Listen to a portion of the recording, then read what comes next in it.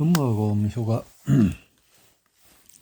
임신중에 산소거동하게 지내던 나는 그 지역 주민에게 곰들에게 직접 먹이를 주는 선량한 어느 여인이 갑자기 유별나게 거슬리는 느낌이 들었다.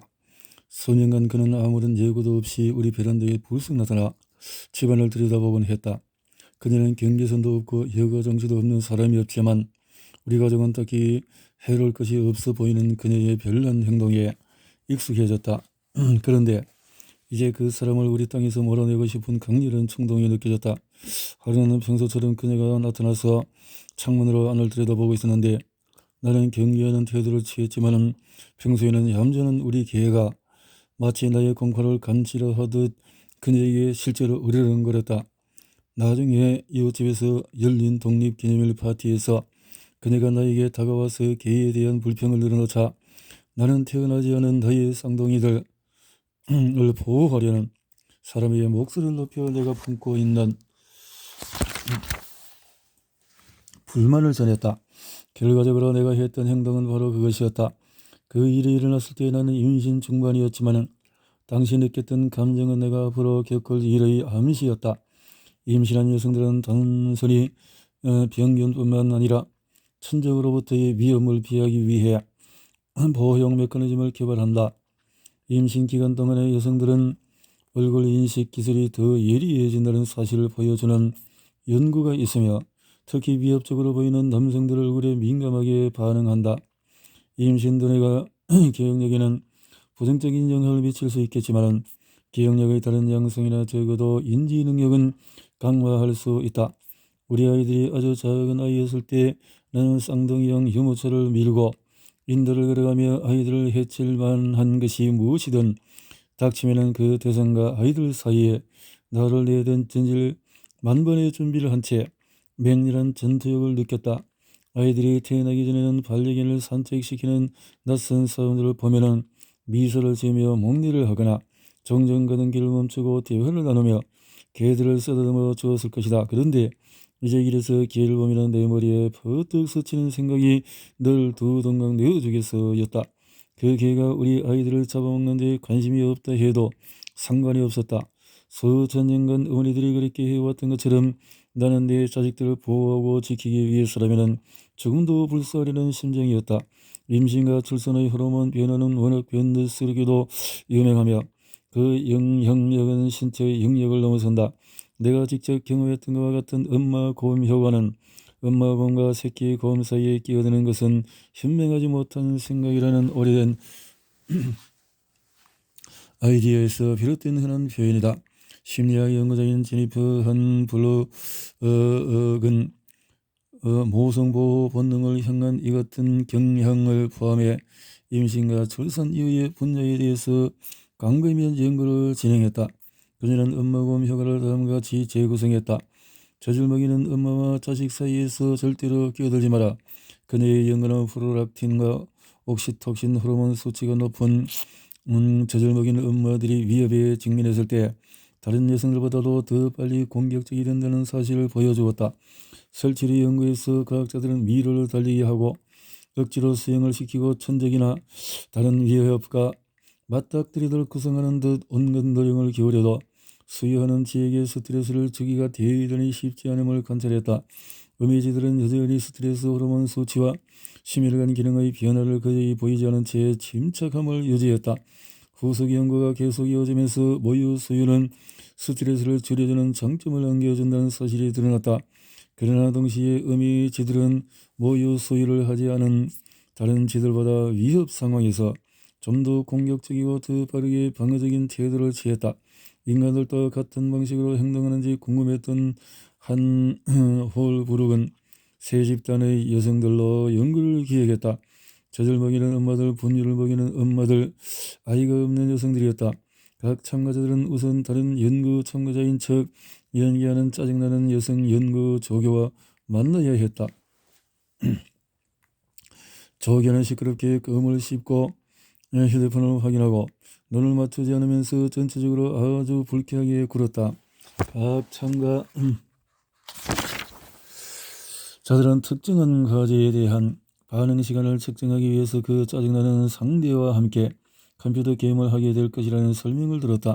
누구든 승자가 패배자에게 폭발음을 안기게 되어 있었다. 참가자들은 혈압과 심박수, 기타 스트레스를 나타내는 지수의 기준치를 측정했다. 그런 다음에 게임을 하러 각각 다른 방에 들어갔다. 현실에서 그들의 상대는 어떻게 반응하는지 보기 위해 참가자들에게 요란한 폭발음을 들려주도록 설계된 컴퓨터 프로그램이었다. 참가자들은 자신이 정제비에 난도당하고 있다고 짐작했고 자신도 폭발음을 돌려보냈을 반응이 있었다. 실험에 익숙해지도록 게임을 일단 한 번 마친 뒤에 엄마들은 아기에게 젖을 먹이거나 분유를 먹일 수 있도록 휴식 시간을 가졌고 엄마가 아닌 참가자들은 잡지를 읽었다. 그리고 나서 그들은 다시 게임을 했다. 나중에 연구진은 두 번째로 혈압과 기타 지표를 측정했다. 한홀 브룩의 연구 결과는 다음과 같은 놀라운 사실을 드러냈다. 젖을 먹이는 엄마들은 분유를 먹이는 엄마가 아닌 참가자들보다도 뚜렷하고 더 길고 더 폭발음을 발사했다. 처음 게임을 하면서 모든 참가자들이 스트레스 징후를 보였던 반면에 휴식 시간 이후에 게임을 했을 때 젖을 먹인 엄마들은 혈압과 다른 스트레스 지표가 가장 낮았다. 실험 공모자에게 가장 큰 폭발음을 안겨주었던 모유 수유 여성들은 혈압이 가장 낮은 참가자로 드러났다. 차분하고 침착하게 그리고 나 함부로 건드리지 마. 이 같은 결과는 스트레스 수치가 낮지만 필요할 때에는 공격력이 높아졌던 설치리 연구와 일치했다. 한홀브룩의 실험은 엄마들이 차분함을 여전히 유지하면서도 적극적이 되도록 즉 행동하는 엄마 고음이 되도록 해주는 모유 수유에 미치는 호르몬의 영향을 강조한다. 엄마는 그냥 안다. 이른바 임신 두뇌에 동반하는 호르몬들은 엄마들이 다양한 곳에서 보이는 초인적인 힘의 원천이다. 옥시토진과 프롤락틴은 엄마 고음 효과를 낳는다. 앞서 보았듯이 가압력 정전기의 높은 에스트로겐 수치는 여성들의 위협적인 상황과 인물들을 피하는 데 도움을 준다. 임신이 발생하는 경우에 프로게스테론을 포함한 몇몇 호르몬의 보호 혜택은 불확실한 음식 선택을 회피한다든지 무시무시한 상황과 인물을 멀리한다든지 해서 여성들을 도와서 자라나는 태아를 보호한다. 일단 자식이 태어나면 엄마들은 무엇이 위험하고 무엇이 안전한지 결단을 내리는데 더욱 민첩해진다. 이제는 집을 떠나 따로 살고 있는 정성은 자식을 둔 어머니들을 포함해 어떤 엄마에게든 물어보라. 그러면 대부분 동의할 것이다. 자식의 안위에 가난한 뭔가 좀 석연치 않을 때 엄마들은 그냥 안다. 동료들과 나는 이 같은 현상을 연구했고 역시나 이 경우에도 위협이 제 아무리 미묘하더라도 호르몬 지능은 중요한 역할을 담당한다. 인류의 초기 역사에서 질병이나 사고 또는 포식 동물로 인한 영아 사망은 오늘보다 훨씬 더 흔했으므로 심리학적으로 이 같은 위험에 대응하며 진화적인 감각이 형성되었다. 현대 세계에서는 영아 사망률이 엄청 더 낮아졌지만 모성의 민감성 중에서 수많은 과거 양상은 그대로 유지되고 있는 듯하다. 가령 녹음된 아기 울음소리를 이용한 실험에서 엄마들은 아기가 탄생한 지 불과 며칠부터 몇 주일에 이르기까지 자신의 아기 울음소리를 성공적으로 알아맞혔다. 또한 엄마들은 산후 예방조치에 몰두하는 경향이 있다. 이 말을 번역하면 나처럼 무역한 아기와 관련된 최악의 시나리오를 염려하게 된다는 뜻이다. 건물 화재로부터 광견병에 걸린 게 가택 침입에 이르기까지 나는 실제 위기가 닥쳤을 때 어떻게 행동할지 연습하려는 사람처럼 온갖 아동재난 영화 시나리오에 어울릴 듯한 상황을 상상했다. 예방조치 행동의 본보기는 밤에 2시간에 1시간씩 한 번씩 아기가 숨을 쉬는지 확인하는 행동이다. 초보 부모 중에서 그런 행동을 하지 않은 사람이 있을까? 부모들이 느끼는 불안의 한 가지 주요 근원은 낯선 사람의 위험이며 그에 관한 흥미로운 결과가 있다.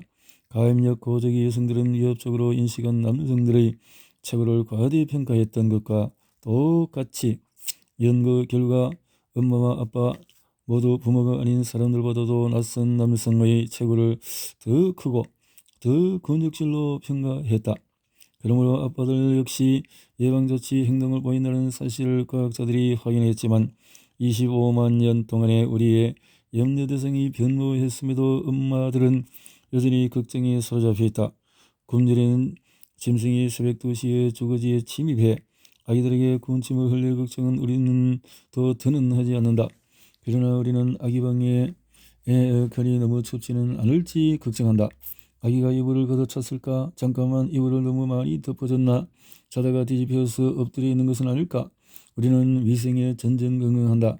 아기용 안전장치에 강박적으로 집중하는 것은 아이들이 독이 든 열매를 따먹지 못하게 막으려던 과거 노력의 21세기 버전이다. 부모들은 인류가 언어를 갖게 된 이후로 줄곧 어서 그거 뱉으라고 말해왔다. 이는 전부 번식 호르몬의 소행이다. 그 호르몬들은 엄마의 뇌를 재정비해 가능한 한 가장 효과적인 방식으로 자식을 돌볼 수 있도록 우리를 더 훌륭한 멀티 브레이가 되도록 만들어준다. 엄마 몰래 뭔가를 저지르려고 시도해 본 적이 있는 모든 아이들에게는 분한이지만 엄마는 정말로 뒤통수에 눈이 달려 있는 것 같다. 잘가 아가야, 새끼 고양이야, 안녕. 성적으로 적극적이고 매혹적인 연상의 여성이 젊은 남성들을 호시탐탐 노리는 이야기는 더스틴 호프먼이 매니큐어를 곱게 칠한 세련된 여성 앤 뱅크로포트에게 빠져 여성이 청년으로 등장했던 영화 졸업보다도 역사가 훨씬 앞선다. 훨씬 더 젊은 남성과 위풍당당하게 커플을 이루었던 여성들은 역사 속에서도 연예 뉴스에서도 드물지 않다. 섹스 앤 더 시티의 사만다 같은 캐릭터는 파이드라 왕비가 의붓 아들 히폴리토스에 빠져 음모를 꾸몄던 고대 그리스 이후 절거 대중문화의 주요 소재였다. 이렇게 그런 여성들은 커트니 컥스처럼 생겼던 헤럴드 모두의 70대 루스 고든처럼 생겼던 모두가 단지 남성들의 환상일까?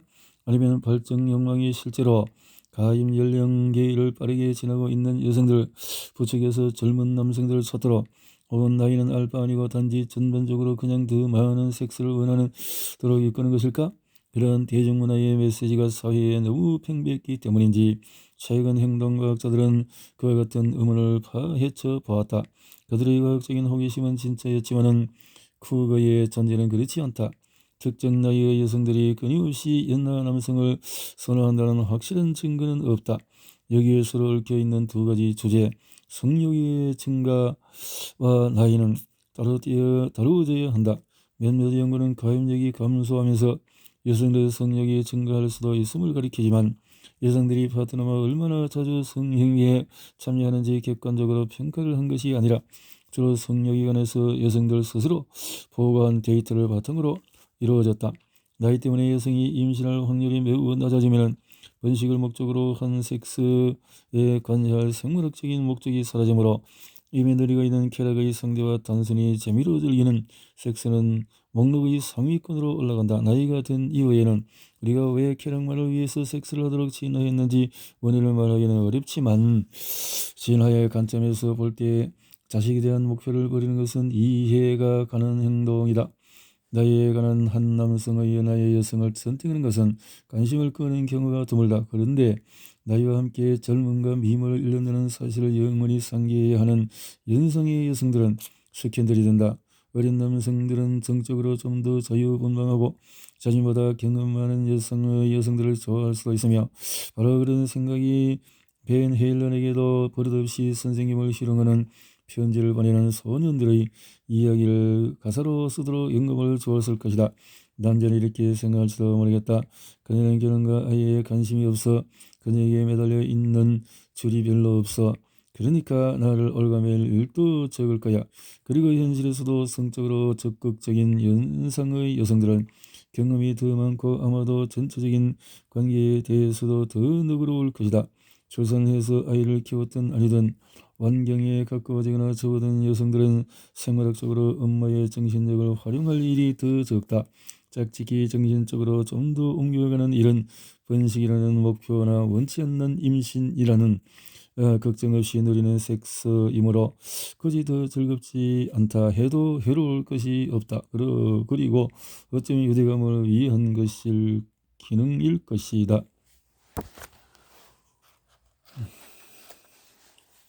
이렇게